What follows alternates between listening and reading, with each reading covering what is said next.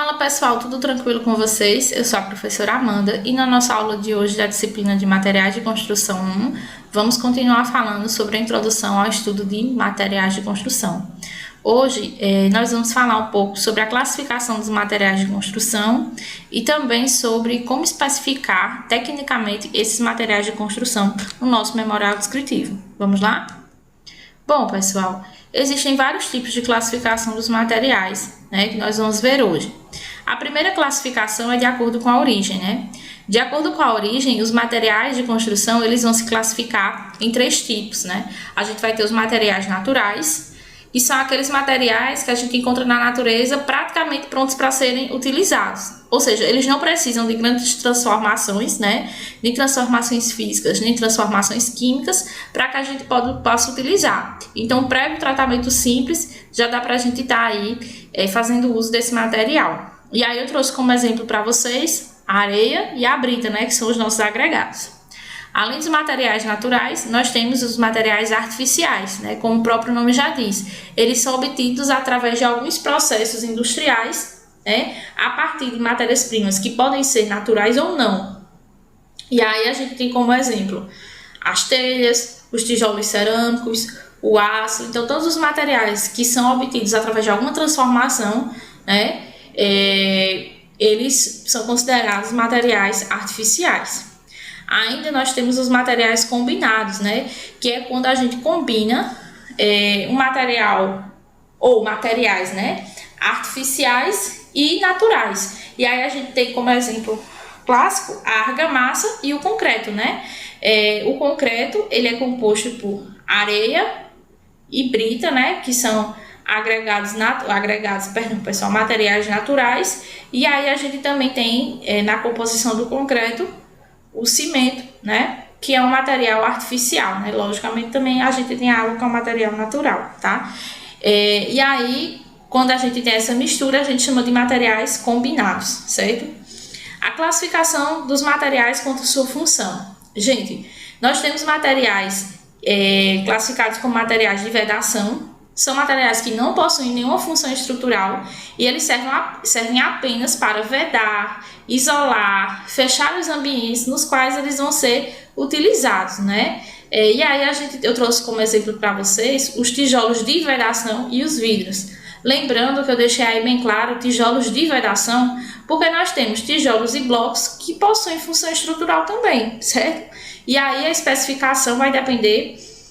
a especificação técnica e indicação desse material vai depender do projeto arquitetônico, e da disponibilidade desse material e outras coisas, certo?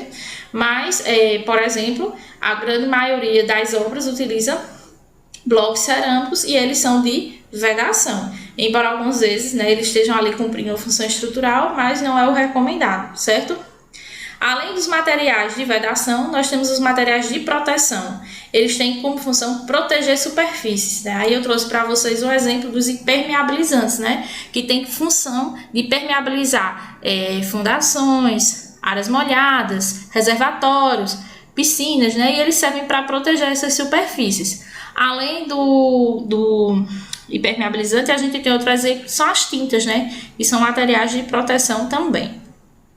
E aí, quanto à função, a gente ainda tem os materiais com função estrutural, certo? Que eles vão ter como função resistir aos esforços a que são submetidos, nas obras de engenharia. E aí a gente tem o aço, os blocos e tijolos cerâmicos, que têm função estrutural, os blocos de concreto com função estrutural, a madeira pode também funcionar como material com função estrutural, certo? E etc.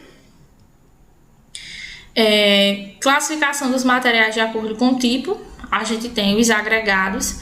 Pessoal, os agregados, eles são materiais granulares que não têm uma forma definida e são geralmente inertes, certo? Ou seja, não realizam reações químicas.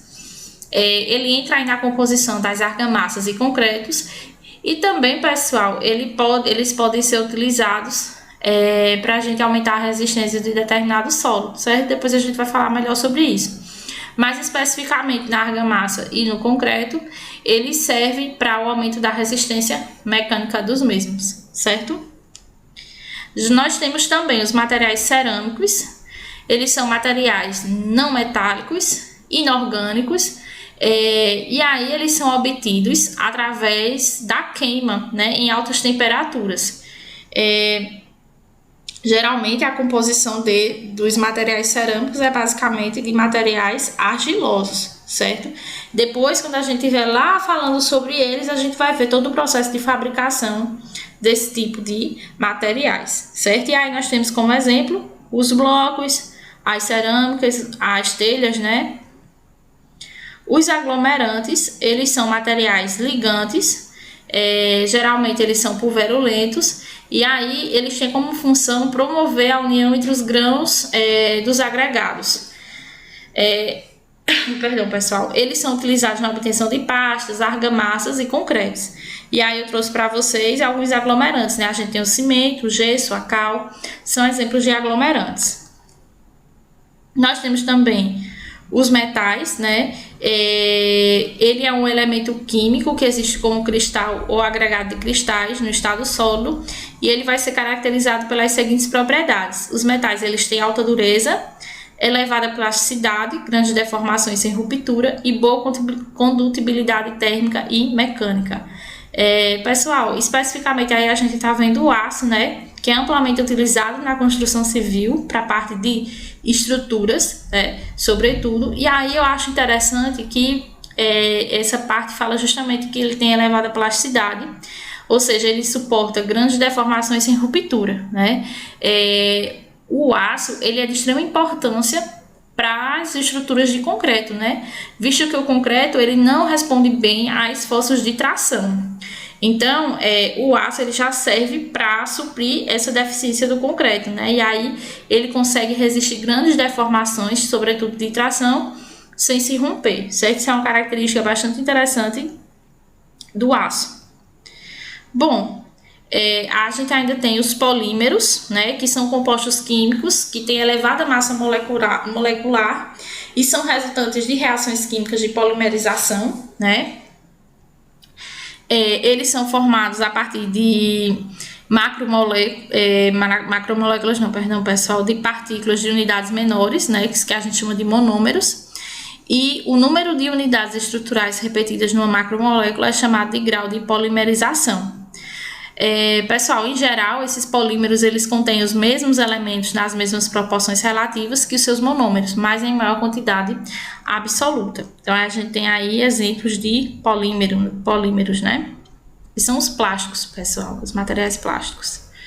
Bom, e aí eu trouxe para vocês, eu sempre quando dou essa aula gosto de falar, né? Afinal, uma das funções do técnico de edificações é especificar materiais. Então, eu gosto de falar sobre a especificação desses materiais. E aí eu trouxe para vocês, né? Especificações técnicas e memorial descritivo. O que seria um memorial descritivo, né? O nome já meio que entrega, né? O memorial descritivo, ele vai ser, nesse caso especificamente, quando a gente está falando de materiais de construção, vai ser uma descrição e indicação dos materiais que você vai utilizar, né? E onde ele vai ser aplicado na sua obra. Ele é dirigido a elementos que não têm formação técnica, né? E tem como finalidade fazer com que essas pessoas compreendam o projeto e sua aparência quando já for concluído. Além de especificar, né? No memorial descritivo está especificado os materiais que seu cliente deseja usar na obra dele, na edificação dele, certo? As especificações técnicas, por sua vez, elas vão descrever de forma minuciosa as propriedades que os materiais deverão ter, né, para ser empregado na construção. Essa parte, pessoal, das especificações técnicas é destinada para quem vai, de fato, construir. E essas especificações, elas devem garantir que a obra será realizada com os cuidados apontados no projeto. Bom, pessoal, isso é muito complexo, visto que para você fazer o memorial descritivo e especificações técnicas dos materiais, você vai ter que ter em mãos vários projetos, né? E aí você tem que fazer uma análise minuciosa, né, dos projetos para poder fazer as especificações técnicas de forma adequada. Afinal, ali você vai escrever todos os materiais componentes da obra. O material cerâmico, por exemplo, Quando você for descrever um material cerâmico, se você estiver falando de uma edificação residencial, você vai ter que descrever o material cerâmico que será utilizado nas áreas molhadas, né, nas áreas secas, de revestimento de paredes. Você vai ter que identificar o tipo, a resistência, né, que é o PI desses materiais, se você vai utilizar cerâmica, se você vai utilizar porcelanato, por exemplo, né? Isso é só um exemplo. Nessa especificação técnica também, você vai ter, por exemplo, em mãos o projeto elétrico, e aí você vai precisar colocar os disjuntores adequados, né, lá de acordo com o projeto elétrico, os eletrodutos, né, e aí, às vezes, até a marca que você quiser utilizar pode vir aí junto dessa especificação técnica do material. Como é que a gente especifica esses materiais, né? Bom, quando a gente vai especificar o material, é interessante que a gente tente fazer isso com um nível maior de detalhes possível, né? Definindo todos os elementos que possam variar de procedência.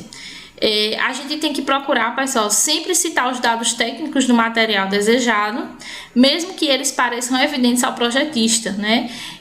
Isso pode não ser evidente para o construtor. E também, pessoal, é uma forma de você garantir que você não está levando gato por lebre, né? Quando você faz essa especificação. É interessante não só você nomear o material, mas também a classificação, o tipo, a dimensão desejada e, eventualmente, a marca, né? Quando fala-se de dimensão, por exemplo, das esquadrias, portas e janelas, né? O tipo, se você vai utilizar cerâmica, porcelanato, um bloco, até um bloco cerâmico de 6 furos, né? Então, é interessante que realmente, né, você vá a fundo na descrição desses materiais. A gente, embora seja muito difícil, né?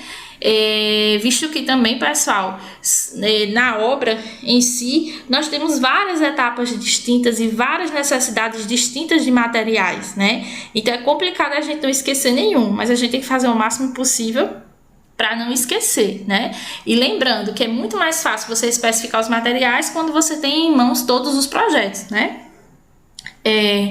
A experiência demonstra que o projetista esquece, né, geralmente os materiais de menor custo ou volume, e é justamente em relação a eles que surgem as maiores dúvidas na interpretação. É sempre conveniente rever os catálogos dos materiais que estão sendo especificados para estar atualizado quanto aos pormenores de diferenciação. É interessante, pessoal, muitos materiais atualizam seus catálogos anualmente, né? Então é interessante que a gente esteja atento quanto a isso, para especificar de forma adequada, não especificar o material fora de linha, por exemplo. E é interessante também que seja organizado um guia com as especificações, a fim de não esquecer nenhum detalhe. Talvez seja interessante também um checklist, né, para que você acabe não esquecendo. Bom, falando nisso, né, terminando na verdade essa parte de especificação dos materiais, vocês vão ver muito melhor isso numa disciplina lá no 3º módulo, né, quando vocês forem ver a parte de orçamento, mas eu gosto dessa pincelada básica para vocês. A gente também tem a parte de normalização, pessoal. Vocês vão ver durante o curso de vocês que a gente fala o tempo todo sobre as normas técnicas, né? Para a maioria das coisas existe uma norma associada. E para que serve essa normalização, né? Essa normalização ela serve para regulamentar a qualidade, ou seja, padronizar. Por exemplo, na norma de concreto, né?